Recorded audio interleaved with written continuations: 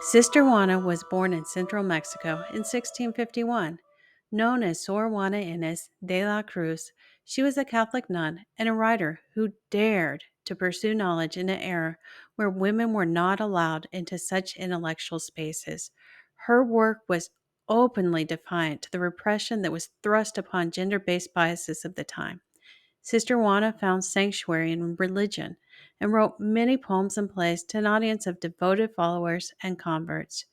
Her library was a place of refuge, as her collection of books soared into the thousands. It is here she found a home that allowed her to express and explore her pursuit of knowledge. However, this home would soon betray her and become her prison, as Sister Juana's passion would soon bring on critics that wished to silence her voice. At the age of 40, the church took from her that which she held so dear. Her precious library was sold off, and she was stripped of all her ink and pens. The last words she wrote in blood. I, the worst of all. A repentance reflecting back the church's view of her in its censorship. Sister Juana passed away in 1695 to an illness she contracted while doing charity work. She only lasted a few years in the heartbreak and torment of her books and her voice being torn away from her. While she suffered in silence during the last few years of her life, her voice gained strength after her death. She is remembered as one of the first feminists of the Americas, unlocking the door for future generations of women to pass through. Today, her story and work continue to inspire and draw admiration. Netflix highlighted her spirit of intellectual pursuit in the captivating series Juana Inés, where they follow the dramatized events of her life.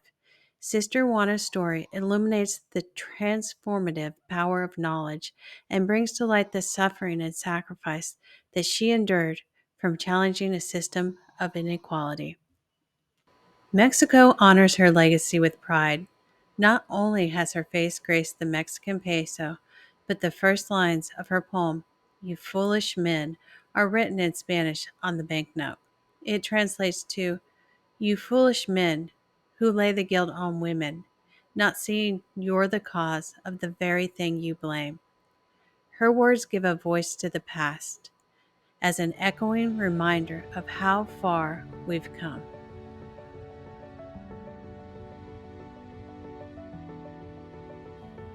Sister Juana's story is both inspiring and deeply moving.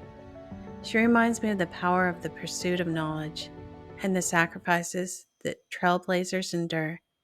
It breaks my heart to think of her suffering, all of her beloved books torn from her embrace, her words that once thundered across the page lay silent, deprived of her tools to make the lightning strike.